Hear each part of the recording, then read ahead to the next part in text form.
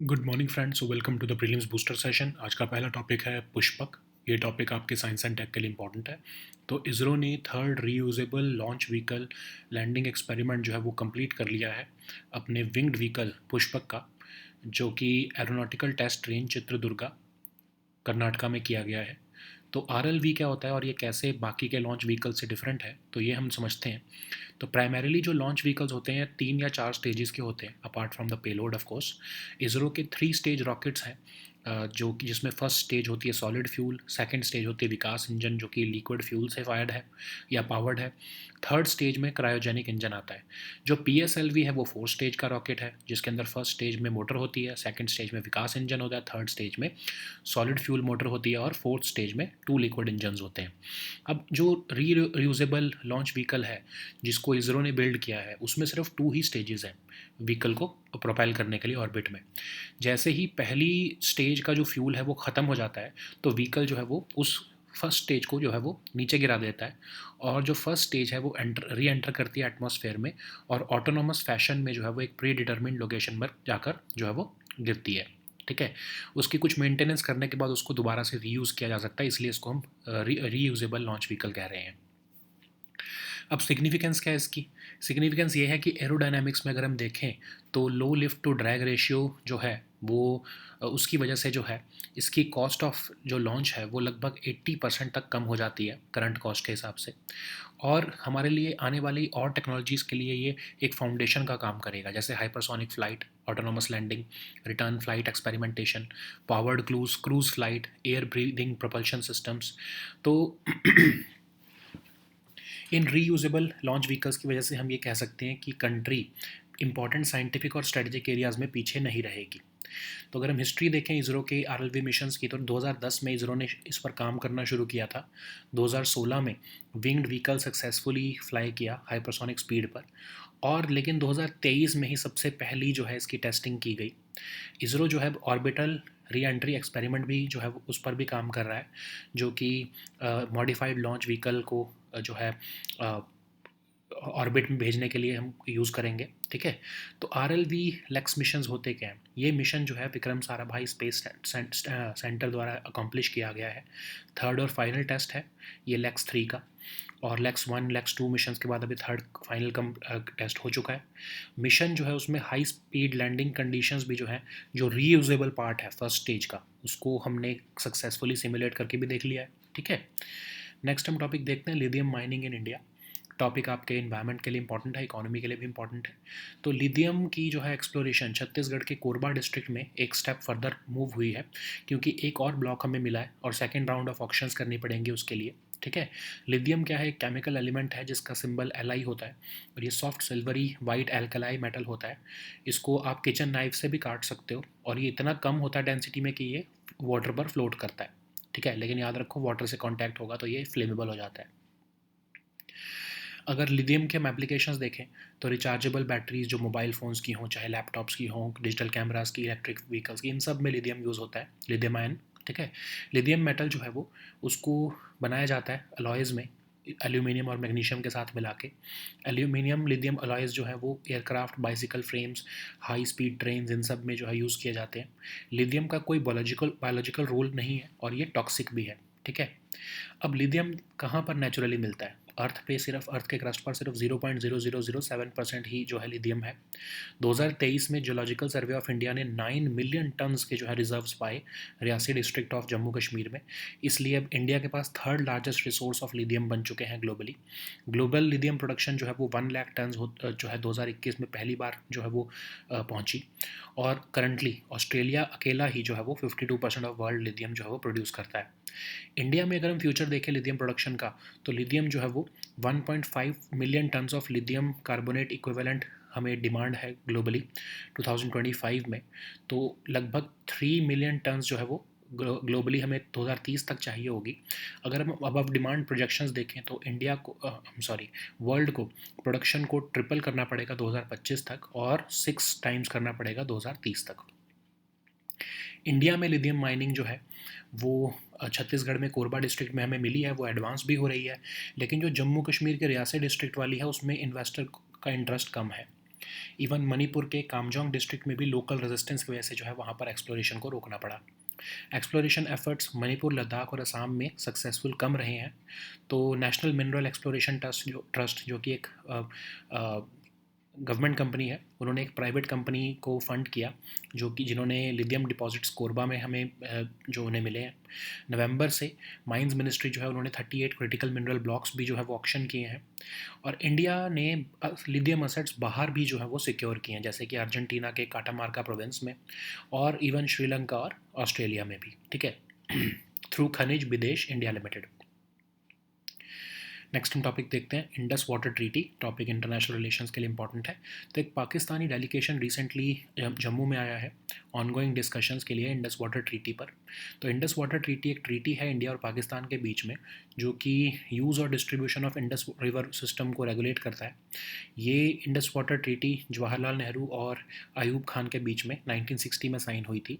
World bank ने इस treaty को ब्रोकर किया था, जो कि वो भी इसका पार्ट है ट्रीटी का, ठीक है। तो इस पैक्ट के अंदर इंडस रिवर की ट्रिब्यूटरीज़ को इक्विटेबली जो है वो 2 कंट्रीज़ में बांटा गया। 3 ईस्टर्न रिवर्स जो हैं वो इंडिया को दी गई, ब्यास, रावी और सतलुज, और जो वेस्टर्न रिवर्स हैं चेनाब, इंडस और झेलम, वो पाकिस्तान को दी गई। पाकिस्तान को लगभग 80% ऑफ वाटर जो है इंडस ड्रेनेज सिस्टम का दिया गया। इसीलिए इंडिया में कहा जाता है कि ये एक अनइक्वल ट्रीटी थी जो उस टाइम पर की गई। तो ट्रीटी जो है उसमें दोनों कंट्रीज़ को कुछ पर्पसेस के लिए एक दूसरे की जो है रिवर्स के ऊपर जो है, जैसे स्मॉल हाइड्रो इलेक्ट्रिक प्रोजेक्ट्स करने हो या स्मॉल इरिगेशन प्रोजेक्ट्स के लिए जो है पानी चाहिए हो, जिसमें कि लिटल या नो वाटर स्टोरेज हो रही है, वो अलाउ है, ठीक है। इसको परमानेंट इंडस कमीशन द्वारा ओवरसी भी किया जाता है, जो कि एक बायलैटरल बॉडी है जिसमें दोनों कंट्रीज़ के मेंबर्स जो है वो पार्टिसिपेट करते हैं। उसी की मीटिंग ये अब हो रही है। नेक्स्ट हम टॉपिक देखते हैं ई समृद्धि पोर्टल। ये टॉपिक गवर्नेंस के लिए इंपॉर्टेंट है। तो union minister of agriculture and farmers welfare ने कहा है कि स्टेट गवर्नमेंट्स ज़्यादा से ज़्यादा फार्मर्स को ई समृद्धि पोर्टल पर जो है वो रजिस्टर करें, ताकि अश्योर्ड प्रोक्योरमेंट जो है वो फार्मर्स को की जा सके। तो ई समृद्धि जो है वो नेफेड और एनसीसीएफ इन दोनों ने मिलकर एक पोर्टल बनाई है, जिसमें फार्मर्स रजिस्टर करेंगे खुद को, और गवर्नमेंट जो है वो कमिट करेगी कि वो पल्सेस को प्रोक्योर करेगी एमएसपी पर, जो कि फार्मर्स रजिस्टर्ड हैं पोर्टल पर उनसे। तो पोर्टल रजिस्ट्रेशन ऑफ फार्मर्स जो है वो डायरेक्टली भी की जा सकती है, या फिर प्राइमरी एग्रीकल्चर क्रेडिट सोसाइटीज़ या एफपीओज़ द्वारा भी की जा सकती है। पेमेंट जो है फार्मर्स को वो नेफेड डायरेक्टली उनके बैंक अकाउंट में पे करेगा, ठीक है, कोई भी एजेंसी इन्वॉल्व नहीं होगी बीच में। तो नेफेड क्या है, एक एपेक्स ऑर्गेनाइजेशन है मार्केटिंग कोऑपरेटिव्स की एग्रीकल्चर प्रोड्यूस के लिए। Multi state cooperative societies act के अंदर इसको रजिस्टर किया हुआ है, और ये एक नोडल एजेंसी है प्राइस स्टेबलाइजेशन मेजर्स लाने के लिए, ठीक है। प्राइस सपोर्ट स्कीम भी जो है ये इम्प्लीमेंट करने का काम एफसीआई के साथ मिलकर नेफेड ही करती है। नेक्स्ट हम टॉपिक देखते हैं, UNESCO creative cities network. Topic आपके आर्ट एंड कल्चर के लिए इंपॉर्टेंट है। तो कोझिकोड जो कि एक नॉर्थ केरला की सिटी है, वो ऑफिशियली डिक्लेयर की गई है इंडिया की first UNESCO city of literature UNESCO creative cities network द्वारा। यूनेस्को क्रिएटिव सिटीज़ नेटवर्क को 2004 में क्रिएट किया गया था सस्टेनेबल अर्बन डेवलपमेंट के लिए। इसके अंदर 300 सिटीज़ अराउंड द वर्ल्ड है अभी तक, और क्रिएटिव सिटीज़ 7 फील्ड्स में सिलेक्ट की जाती हैं: craft, folk art, media arts, film design, gastronomy, literature, music, ठीक है। हर साल यूनेस्को एप्लीकेशंस मंगवाता है सिटीज़ से। इंडिया में जो है मिनिस्ट्री ऑफ कल्चर के थ्रू जो है ये एप्लीकेशंस राउट की जाती हैं, ठीक है। नेक्स्ट हम टॉपिक देखते हैं, कोलार गोल्ड फील्ड्स। ये टॉपिक आपके इकोनॉमी के लिए इंपॉर्टेंट है। तो कर्नाटका गवर्नमेंट ने रिसेंटली प्रपोजल क्लियर कर दिया है सेंट्रल गवर्नमेंट का कि गोल्ड माइनिंग रिवाइव की जाए जो है कोलार गोल्ड फील्ड्स में भारत गोल्ड माइंस लिमिटेड द्वारा। तो केजीएफ जो है वो एक माइनिंग एरिया है कोलार डिस्ट्रिक्ट ऑफ कर्नाटका में। यहाँ पर गोल्ड जो है वो पिछले 2000 साल से माइन किया जा रहा है। केजीएफ फर्स्ट इंडियन सिटी थी जिसको इलेक्ट्रीफाई किया गया 1902 में, ठीक है। तो एट इट्स पीक केजीएफ में लगभग 30,000 माइन वर्कर्स और उनकी फैमिलीज़ रहती थी। माइंस जो है वो कंपनी द्वारा चलाई जाती थी 1956 तक, और उसको टेक ओवर किया गया गवर्नमेंट ऑफ मैसूर द्वारा। और एनुअल प्रोडक्शन जो है केजीएफ में कई बार तो इंडिया के टोटल गोल्ड आउटपुट का 95% तक रहता था, ठीक है। माइंस जो है वो धीरे धीरे डिक्लाइन होने लगी और फाइनली उनको 2001 में क्लोज कर दिया गया।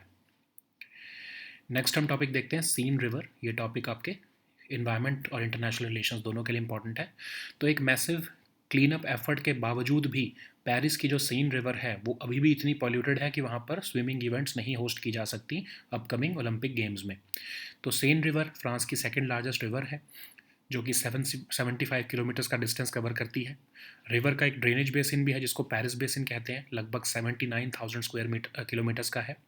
ये जो रिवर है ये wine making region of Burgundy वहाँ से राइज होती है ये, और ये पेरिस के थ्रू फ्लो होती हुई जाती है और ये इंग्लिश चैनल में जो है एम्प्टी होती है। Most of the river basin जो है वो परमिएबल रॉक्स से बना हुआ है और बेसिन में बहुत ही कम एनुअल प्रेसिपिटेशन होती है। One of the Europe's great historic reverse में से एक है। नेक्स्ट हम टॉपिक देखते हैं investment holding companies. Topic economy के लिए इंपॉर्टेंट है।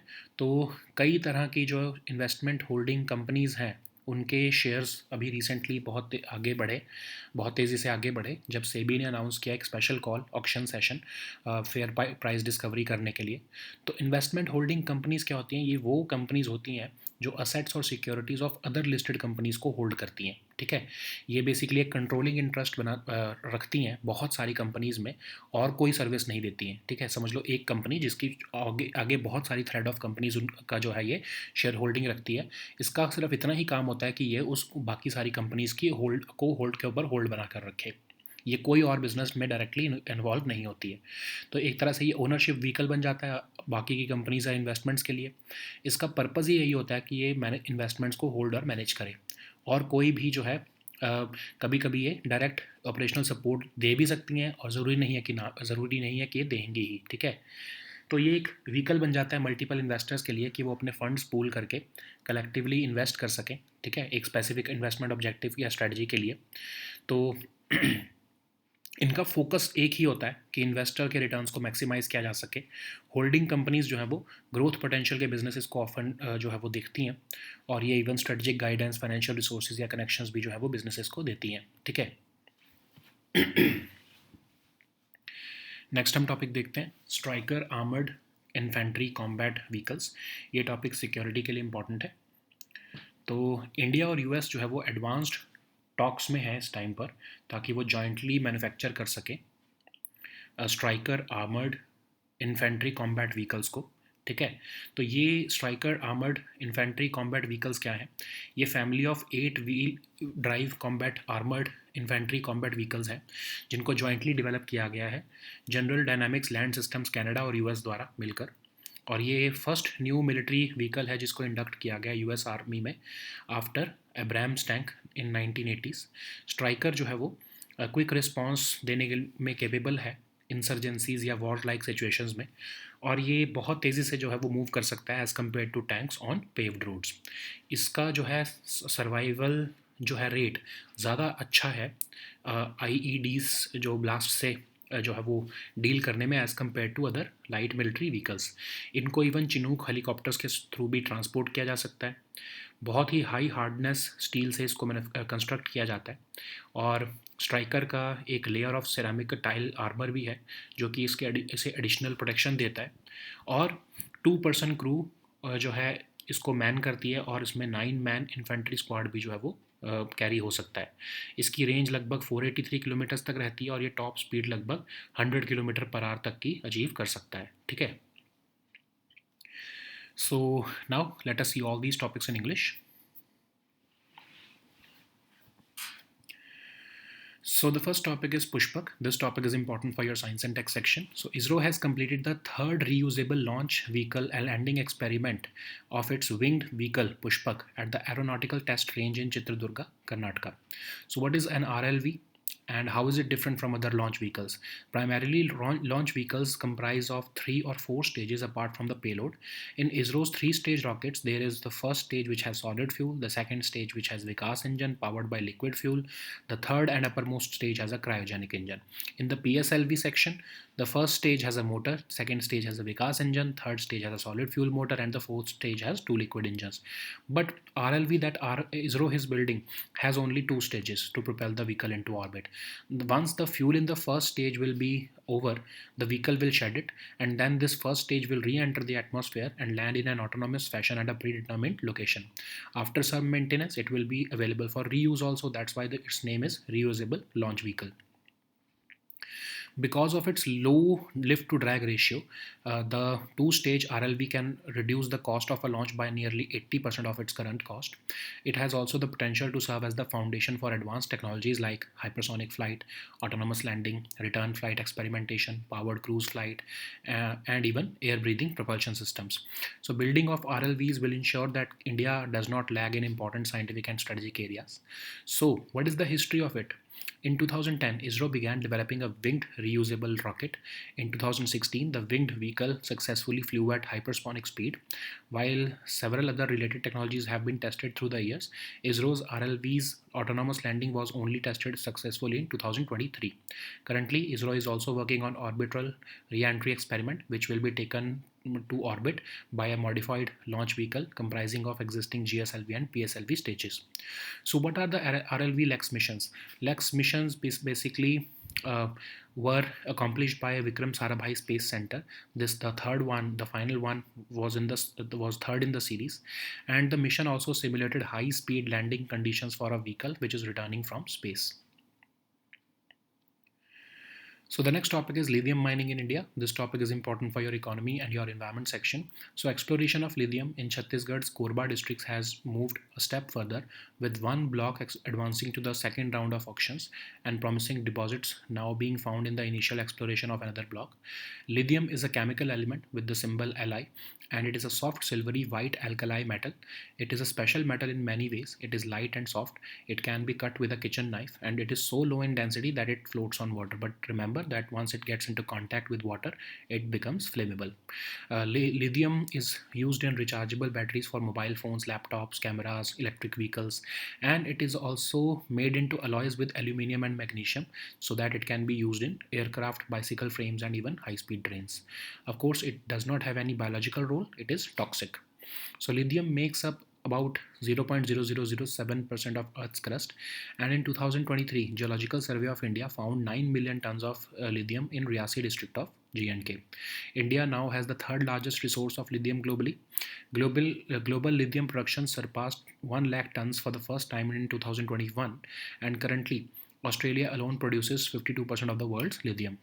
So, the demand for lithium is projected to reach 1.5 million tons of lithium carbonate equivalent by 2025, and it would reach about 3 million tons by 2030. Based on the above demand projections, the production needs to triple by 2025 and increase nearly sixfold by 2030.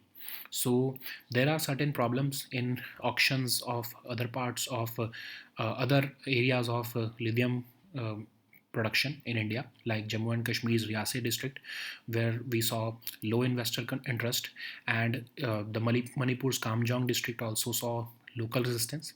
Apart from Manipur, there was local resistance also in Ladakh and Assam. Amongst these challenges, National Mineral Exploration Trust funded a private company which found the lithium deposits in Korba, and Mines Ministry has auctioned the 38 critical mineral blocks also in November. And India is also securing lithium assets abroad, like in Argentina's Catamarca province, through Khanij Bidesh India Limited, and it is also exploring opportunities in Sri Lanka and Australia. So the next topic is Indus Water Treaty. This topic is important for your international relations. So a Pakistani delegation recently arrived in Jammu as part of the ongoing discussions regarding the Indus Water Treaty. Indus Water Treaty is a treaty which was signed between India and Pakistan, regulating the use and distribution of the Indus River system. It was signed by the then Prime Minister Jawaharlal Nehru and former Pakistan President Ayub Khan in 1960. It was brokered by World Bank, which too is a signatory to this treaty. The pact divided the waters of Indus River and its tributaries equitably among the two countries. Under the treaty,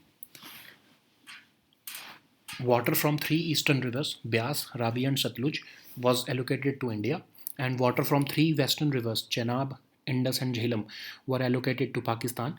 But Pakistan has roughly got about 80% of the water in the Indus drainage system. That's why many of the experts from India have called it an inequitable treaty. So this treaty also permits both countries to use each other's rivers for certain purposes like small hydroelectric projects which require little or no water storage. This treaty is overseen by the Permanent Indus Commission, which is a bilateral body with commissioners from both countries tasked with implementing and managing the treaty provisions and resolving any questions, differences, or disputes. Okay. So the next topic is e-Samriddhi portal. This topic is important for your governance section. So Union Agriculture Minister has recently urged the state governments to encourage more and more farmers to register on e-Samriddhi portal, which was launched by NAFED and NCCF. So it is meant for registration of farmers, and the government commits to procure pulses at minimum support prices for farmers who are registered on this portal. The portal registration of farmers can be done directly or through PACs and FPOs. Payment to farmers will be made by NAFED directly into their bank account. Okay. What is NAFED? NAFED is the apex organization of marketing cooperatives for agriculture produce in India, and it is registered with under the Multi-State Cooperative Societies Act. It is the nodal agency to implement price stabilization measures and also the price support scheme. So the next topic is UNESCO Creative Cities Network. This topic is important for your art and culture section. So Kozhikode has officially been declared as India's first UNESCO City of Literature under the UNESCO Creative Cities Network. It was created in 2004 for sustainable urban development. Almost 300 cities around the world currently make up this network. UNESCO designates the creative cities in 7 fields: craft, folk art, media arts, film design, gastronomy, literature, and music.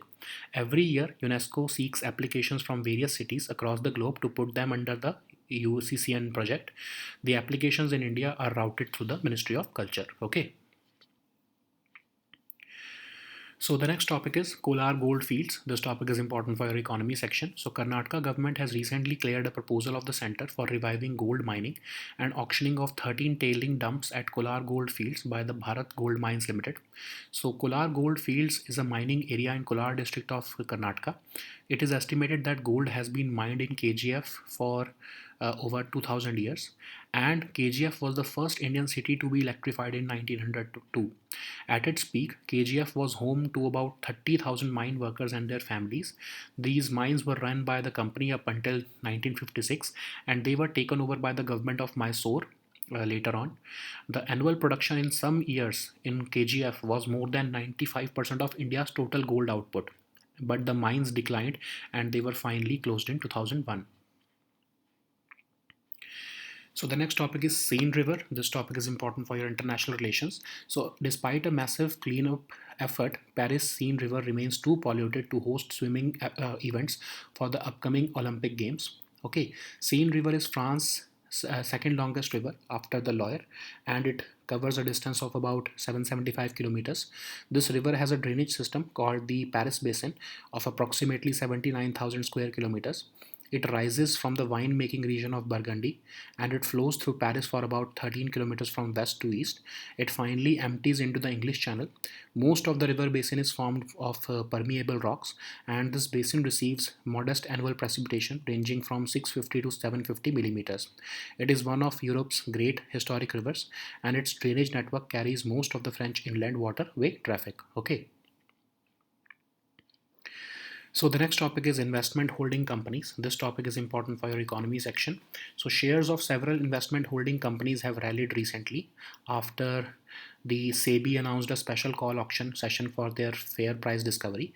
So what are these investment holding companies? They are entities which hold assets and securities of other listed companies, and most commonly of their own group firms. They own a controlling interest in one or more companies, but they do not provide any other services, okay, or they do not engage in any business directly.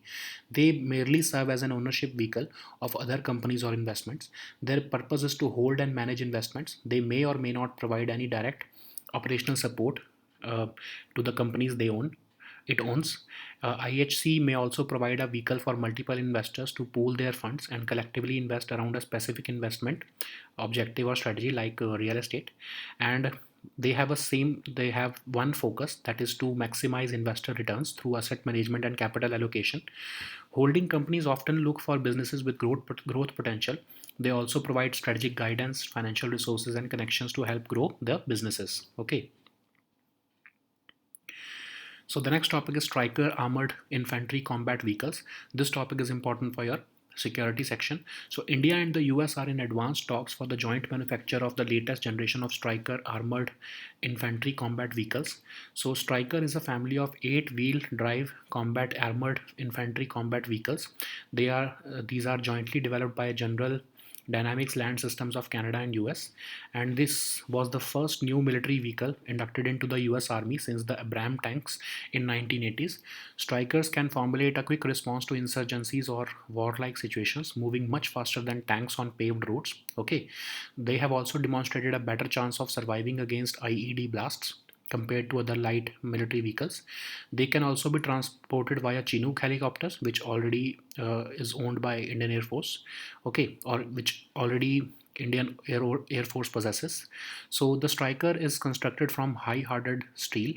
It also has a layer of ceramic tile armor providing additional protection.